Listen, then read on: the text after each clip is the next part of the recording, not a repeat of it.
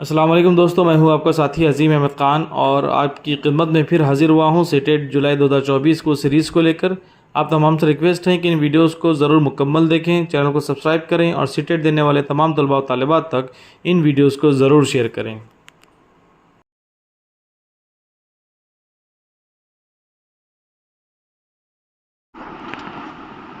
चलिए, अस्सलाम वालेकुम, मैं हूं अजीम अहमद ख़ान और आज हम पिछली प्रीवियस क्लासेस में हमने सीडीपी के 2 चैप्टर्स कंप्लीट किए हैं, जिसमें ग्रोथ और डेवलपमेंट और दूसरा चैप्टर सोशलाइजेशन हमने अल्हम्दुलिल्लाह कंप्लीट किए हैं। जो लोग न्यू हैं उनको उसकी रिकॉर्डेड वीडियो इंशाल्लाह हम देने की कोशिश करेंगे, साथ ही उसके नोट्स भी इंशाल्लाह देने की कोशिश करेंगे।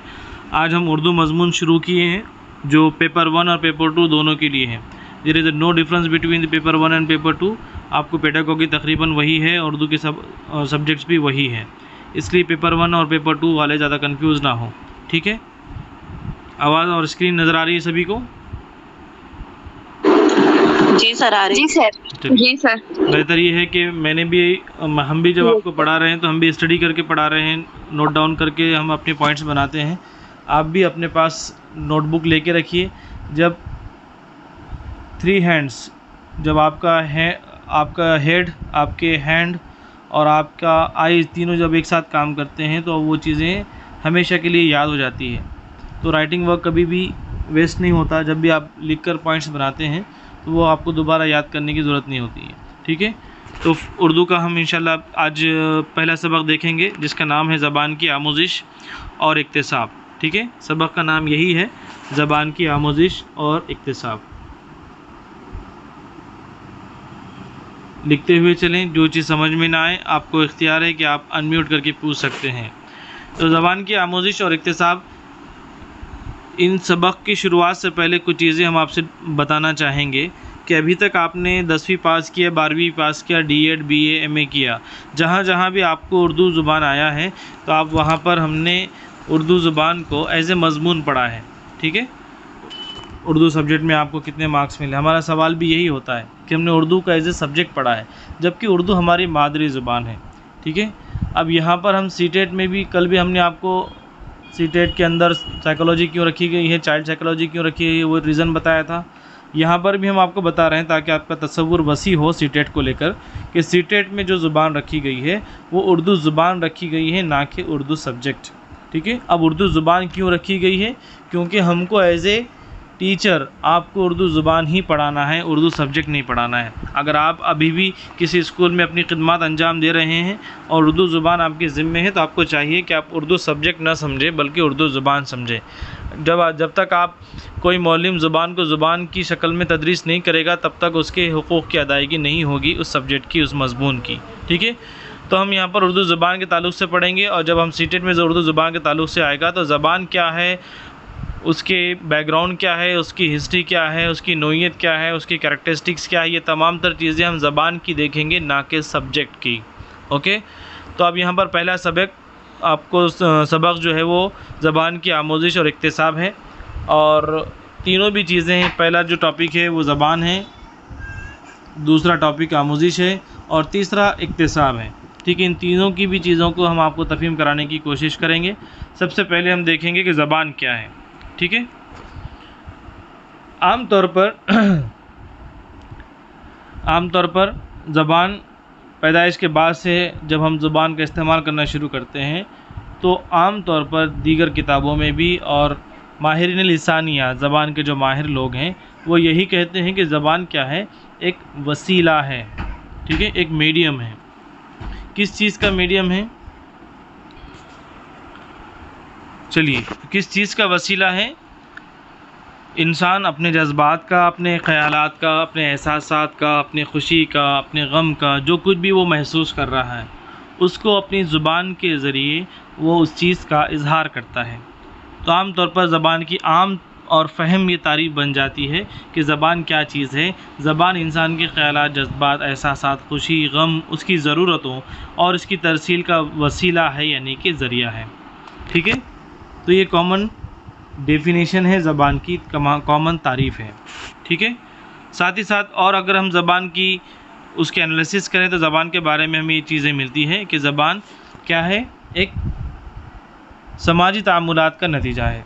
समाजी तामुलात का नतीजा का मतलब क्या होगा, ये बहुत की पॉइंट्स है, आप इसको नोट डाउन करते हुए चलें कि समाजी तामुलात का मतलब क्या है, सोशल इंटरेक्शन का मतलब क्या है। सोशल इंटरेक्शन का मतलब ये है कि जब बच्चा पैदाइश के बाद जिस तरह उम्र के साथ साथ बड़ा होता है, उम्र के साथ साथ वो दीगर समाजी अवामिल, हमने आपको कहा कि इन्वायरमेंटल फैक्टर्स किसे कहते हैं, वो माहौल की चीज़ों से जैसे जैसे मुतारुफ़ होता है, लोगों से बात करता है, अपनी फैमिली से, अपने वालिदैन से, अपने भाई बहनों से, तो वो क्या करता है, उनसे इंटरेक्शन करता है, तामुल करता है, यानी कि उनसे बहुत सारी चीज़ें इमिटेशन के ज़रिए, नक़ल के ज़रिए सीखता है, देखकर सीखता है, अंडरस्टैंडिंग करता है। ठीक है, इसे हम कहते हैं समाजी तामुलात का नतीजा।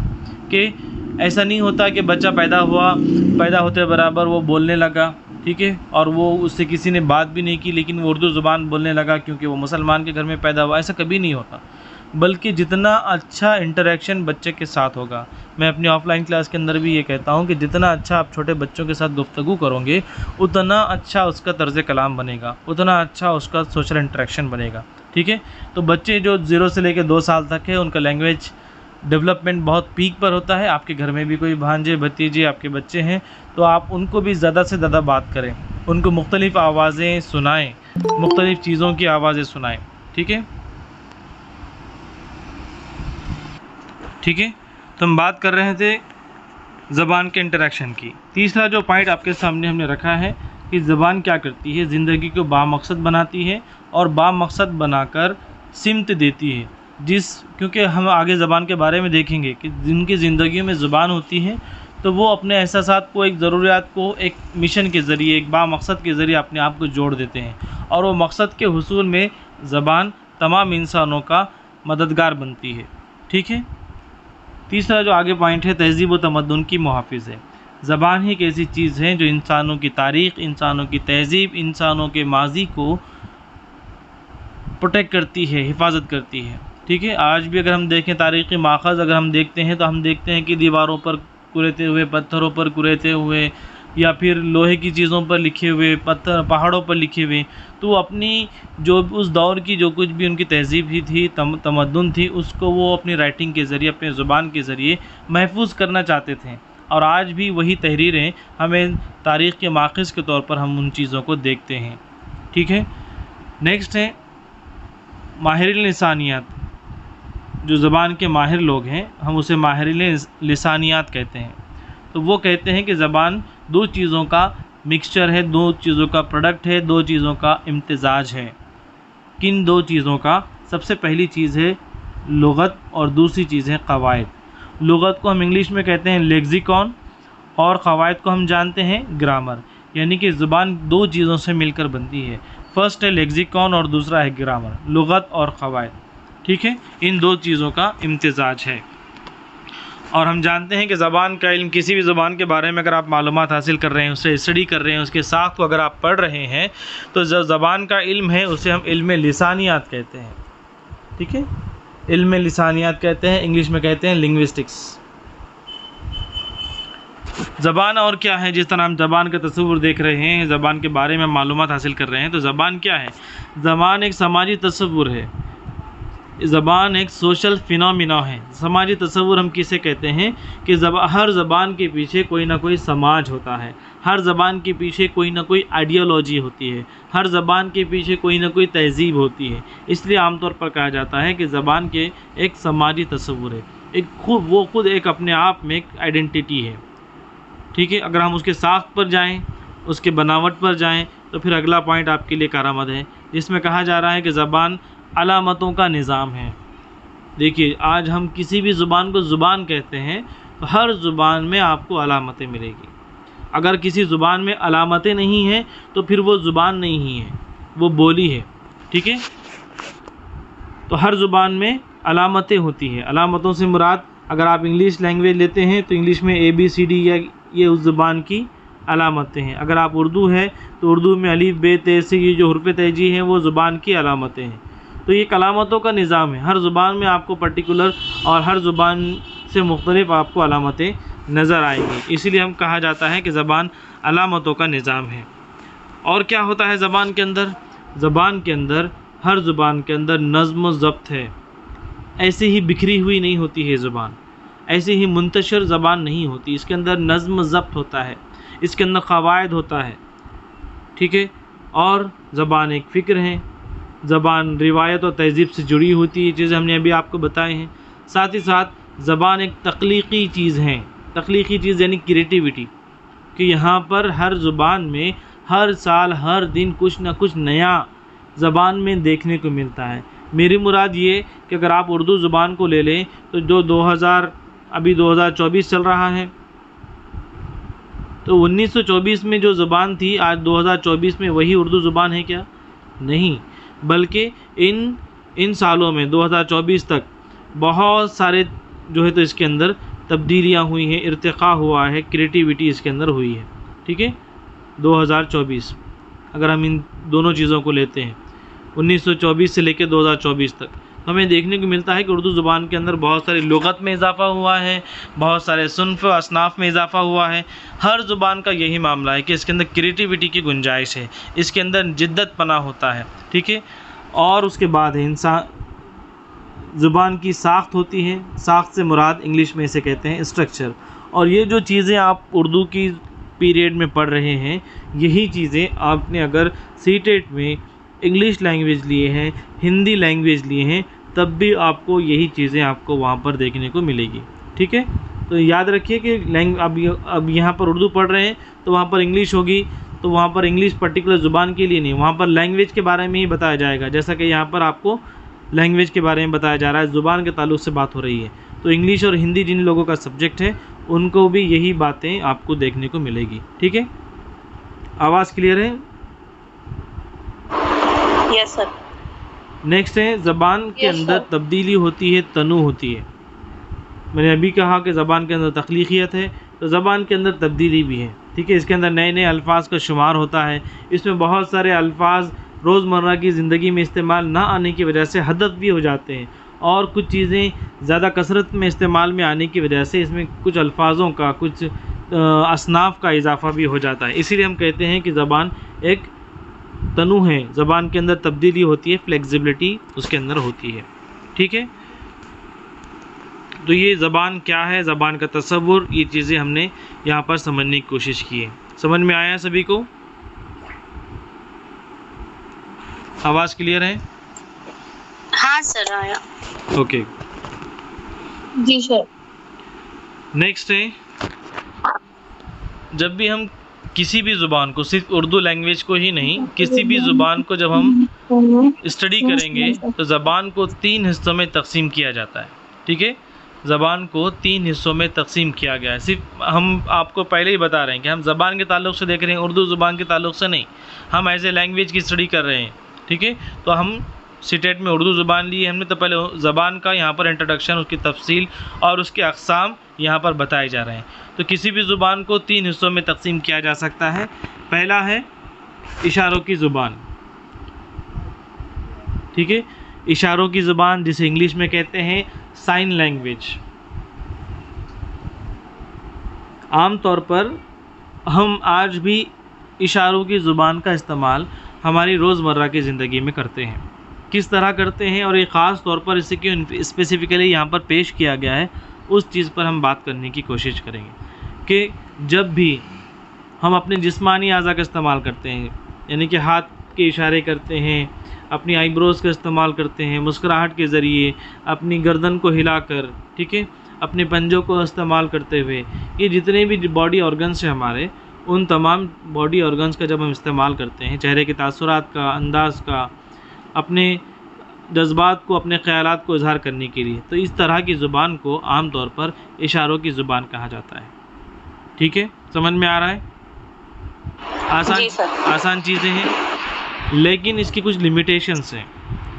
किस किस्म के लिमिटेशंस हैं? इसके कुछ हुदूद हैं कि भाई हर जगह पर आप इन इशारों की ज़ुबान में बात नहीं कर सकते, ठीक है। आप हर जज्बात को, हर ख़याल को, हर ज़रूरत को सिर्फ़ इशारों के ज़रिए आप बयान नहीं कर सकते। गर्चे के जो लोग बोल नहीं सकते, जिनके पास ज़ुबान नहीं है, जिनके हलक़ में आवाज़ नहीं है, जो माज़ूर हैं, वो भी इशारों में हर चीज़ को बयान नहीं करते, बल्कि इशारों की बजाय उनके लिए एक किस्म की ज़ुबान राइज की गई और वो पर्टिकुलर लैंग्वेज में, इशारों की साइन लैंग्वेज उसे कहते हैं, वो पर्टिकुलर इशारों की ज़ुबान में ही हर चीज़ को अलग अलग तरीक़ों से ज़ाहिर करते हैं। ठीक है, लेकिन इसके बावजूद भी उनकी ज़ुबान उन्हीं को समझ में आती है। तो ये उसके लिमिटेशन से नाकामियाँ हैं इशारों की ज़ुबान के। किस तरह की हुदूद हैं ये कि बहुत सारे जो मुजर्रिद तसव्वुरात हैं, मुजर्रिद तसव्वुरात को इंग्लिश में कहते हैं एब्स्ट्रैक्ट थिंग्स। जो मुजर्रिद तसव्वुरात हैं, जो ख़यालों के परे हैं, ठीक है, जो सॉलिड नहीं हैं, उन तसव्वुरात को हम इशारों की ज़ुबान में बयान नहीं कर सकते। ये इसका ड्रॉबैक है, ये इसके हुदूद है।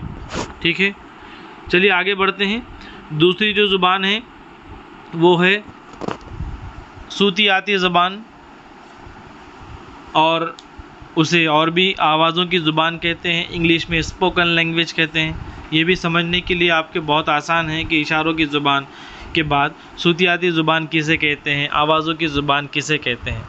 तो आम तौर पर बहुत आसानी से हम जानते हैं कि हम भी जब छोटे थे, बड़े हुए, और आज हमारे सामने जो छोटे छोटे बच्चे हैं वो आवाज़ों को सुनते हैं। अभी मैंने शुरुआती गुफ्तगू में आपको बताया हूँ कि 0 से लेकर 2 साल तक, 4 साल तक ये बच्चों के लैंग्वेज डेवलपमेंट का, ज़बान के इर्तिक़ा का बहुत ज़्यादा पीक पॉइंट होता है। तो जितनी ज़्यादा आप उन्हें अच्छी बातें करेंगे, जितने आवाज़ें उनको सुनने को मिलेंगी, तो उन आवाज़ों को अपने माहौल में रहने वाले वालिदैन, अड़ोस पड़ोस, सहेली, बहनें वगैरह, भाई बहनें वगैरह, इन तमाम को सुनकर वो अपनी मादरी ज़ुबान सीखते हैं। ठीक है, और 2 चीज़ें हैं इसके अंदर, इक्तिसाब और आमोज़िश, उन पर भी इंशाल्लाह बात करेंगे इसी टॉपिक के अंदर। सबक का नाम ही हमारे ज़बान की आमोज़िश और इक्तिसाब है। तो यहाँ पर बात हो रही है इक्तिसाब की। मादरी ज़बान बच्चा इक्तिसाब भी आमोज़िश करता है। इक्तिसाब किसे कहते हैं? याद रखिए, वो तमाम तर चीज़, याद रखिए या नोट कर दीजिए, अगर आप राइट डाउन, अगर आप लिख रहे हैं तो लिख दीजिए, वो तमाम तर चीज़ें, वो तमाम तर उलूम, वो तमाम तर महारतें जो पैदाइश के बाद इंसान फितरी माहौल में सीखता है, ख़ुद ब खुद सीखता है, अपने अड़ोस पड़ोस से, अपने हाल अहवाल से, अपने अहल व अयाल से, वो तमाम तर चीज़ें इक्तिसाब का हिस्सा हैं। इक्तिसाब को इंग्लिश में कहते हैं एक्विजिशन।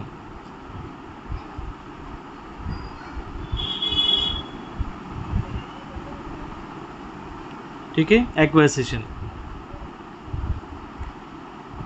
तो एक्विजिशन जहाँ कहीं भी आएगा, सीटेट में आपको इक्तिसाब जहाँ कहीं भी आएगा, तो इस बात का आप ख़ास तौर पे ख्याल रखें कि इक्तिसाब का मतलब होता है फितरी माहौल में सीखा गया इल्म, फितरी माहौल में सीखी गई ज़ुबान, फितरी माहौल में सीखी गई महारतें, ये सब के सब इक्तिसाबी आमोज़िश कहलाएंगे।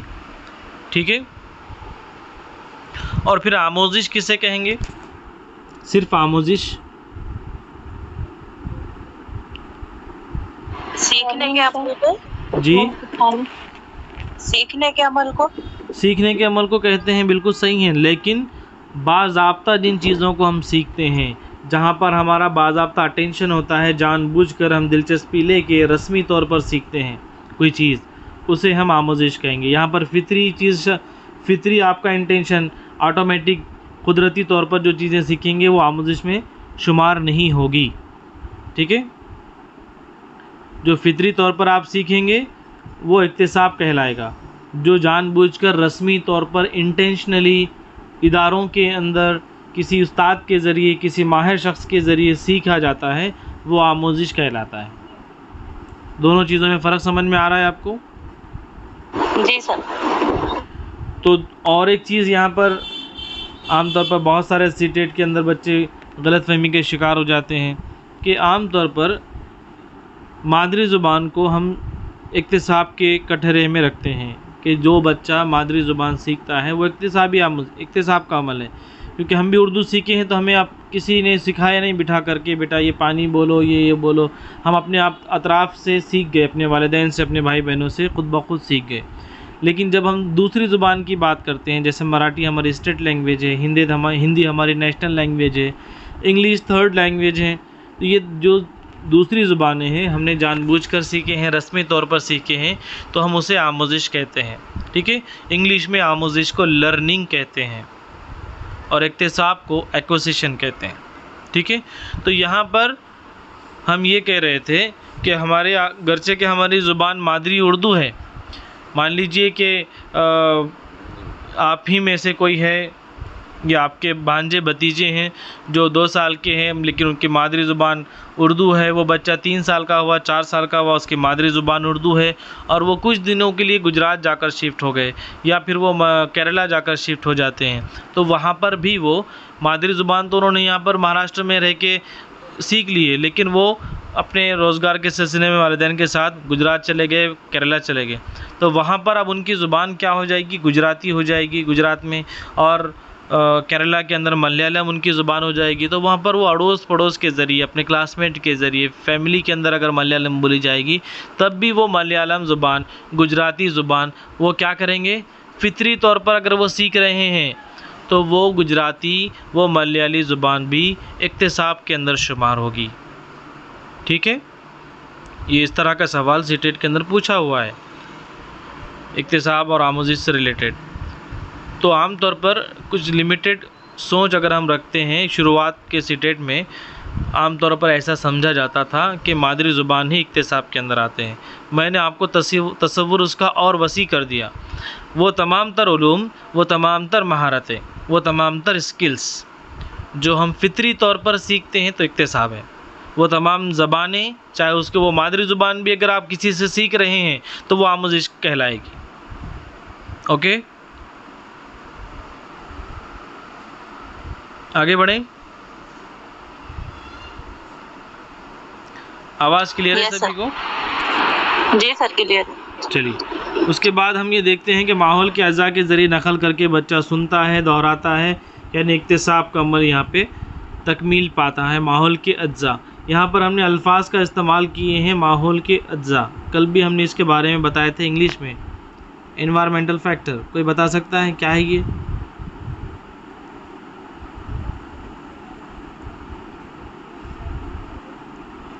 माहौल के अज्जा किसे कहेंगे? फैमिली, फ्रेंड्स, जी, वेरी गुड।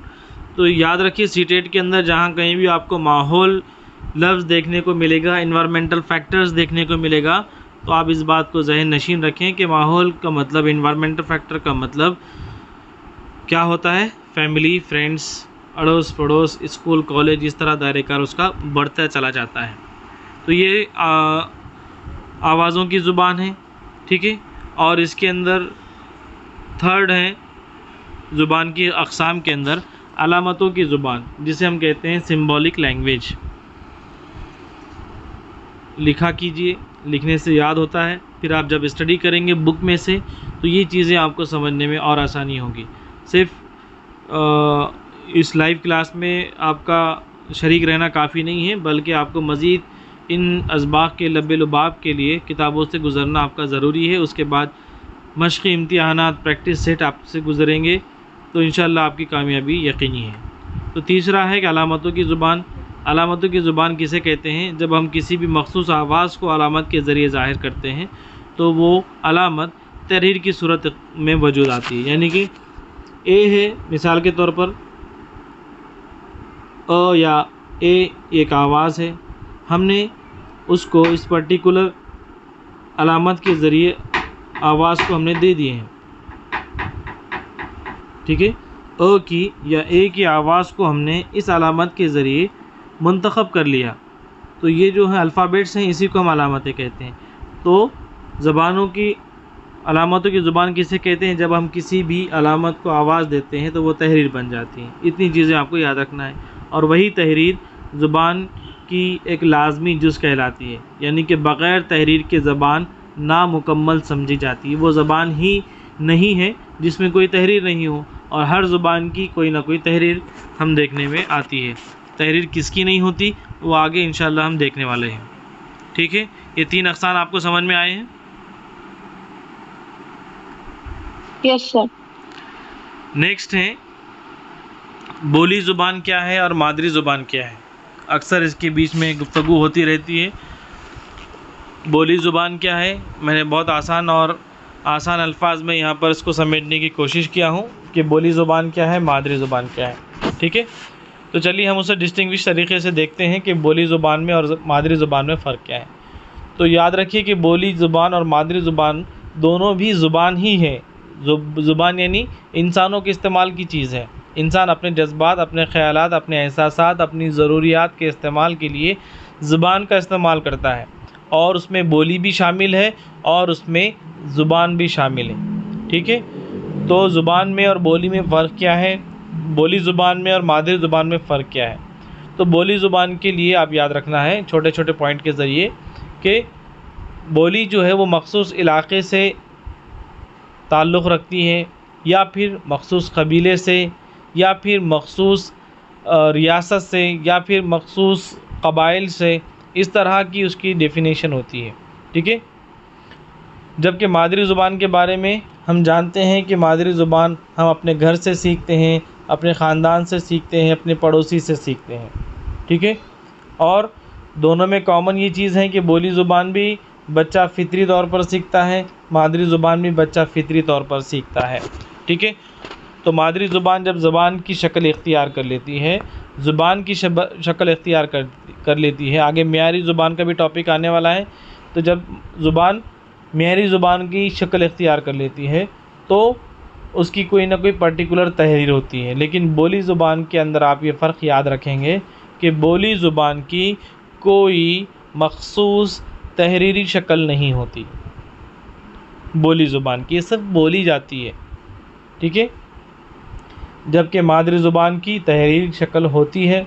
साथ ही साथ ज़बान पर, मादरी ज़ुबान पर जब दस्तरस हासिल कर लेते हैं, महारत हासिल कर लेते हैं, तो यहाँ पर मादरी ज़ुबान के ज़रिए दीगर उलूम के दरवाज़े आपके लिए खुल जाते हैं।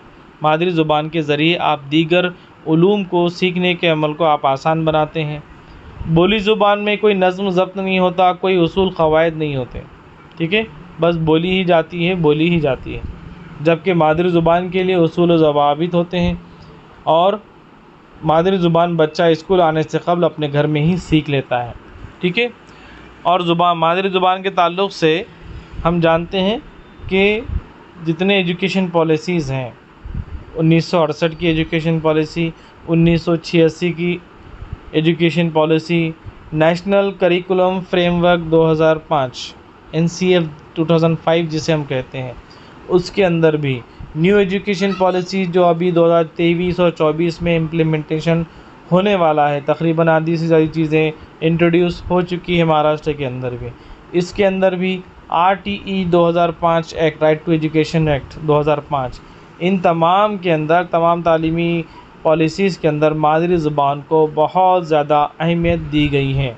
बच्चे के डेवलपमेंट के अंदर भी और बच्चे के तालीमी निज़ाम के अंदर भी ये कहा गया है कि हर बच्चे की इब्तिदाई तालीम मादरी ज़ुबान में होनी चाहिए।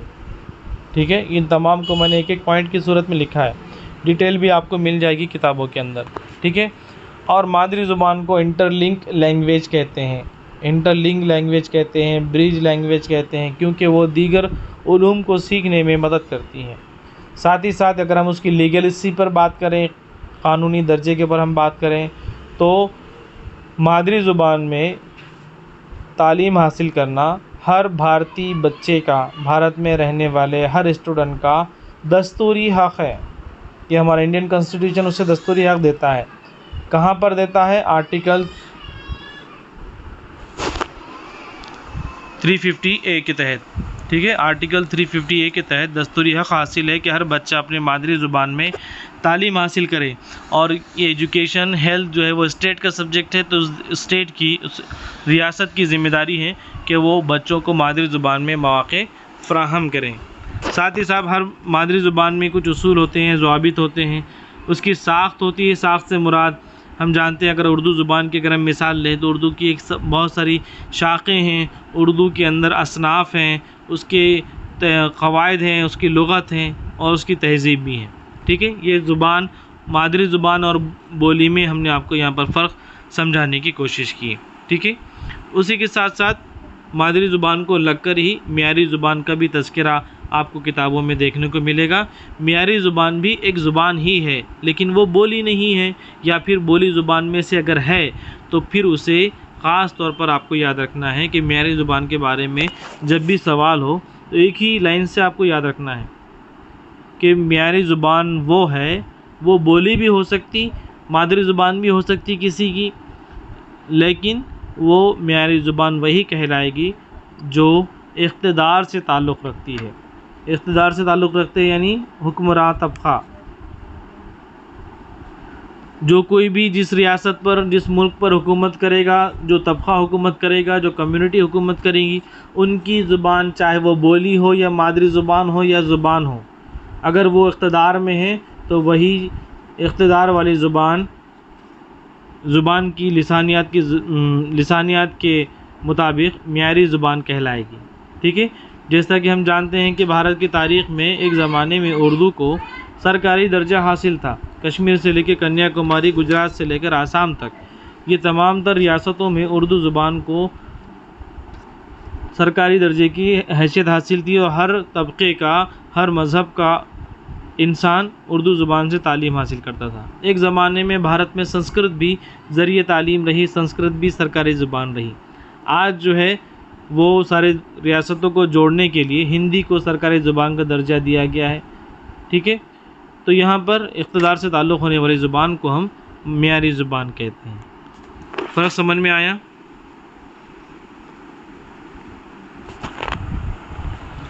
आवाज़ क्लियर है? फ़र्क समझ में आया सभी को? Yes sir. चलिए, इतनी चीज़ें आज हमको लेना मकसूद था जो आपके सामने हमने रखने की कोशिश की हैं, और इसके आगे भी सबक है। इंशाल्लाह कल हम उसको और मज़ीद कंप्लीट करेंगे। तो इसी तरह अगर आप बिला नागा अगर कनेक्ट रहेंगे क्लासेस में तो आपको रिवीज़न की ज़रूरत नहीं पड़ेगी और आगे भी आपको देखने की ज़रूरत नहीं पड़ेगी। ठीक है, बहुत सारी चीज़ें ऐसी हैं जो CDP और उर्दू के अंदर आपको देखने को मिलेगी, जो आपको दीगर सब्जेक्ट में भी इंशाल्लाह आपको आसानी होगी। EVS के अंदर भी CDP कॉमन है, उर्दू के अंदर भी CDP है, मैथमेटिक्स के अंदर भी CDP है। ये तमाम तर जिसकी पेडागॉगी जिसको आसान हो जाएगी तो वो आसानी से तमाम सब्जेक्ट की, जो हर सब्जेक्ट में 30 में से 15 मार्क की जो नफ्सियात हैं वो स्कोर कर सकेगा आसानी से। ठीक है, समझ में आई ये चीज़ें? Yes sir. चलिए, तो इंशाल्लाह कल मिलेंगे। जज़ाकल्लाह खैर, शुक्रिया। अस्सलाम वालेकुम। आपके कोई फ्रेंड्स हैं, क्लासमेट्स हैं जो अभी तक पास नहीं हुए हैं और घर बैठे अगर वो पास होना चाहते हैं, रहनुमाई चाहते हैं, तो उन तक इन वीडियोस को और आपके तजुर्बात हैं उन तक शेयर कीजिए और उनसे जुड़ने के लिए आप उनको दावत दीजिए। जज़ाकल्लाह खैर, शुक्रिया। अस्सलाम वालेकुम। Subscribe now and press the bell icon. Never miss an update.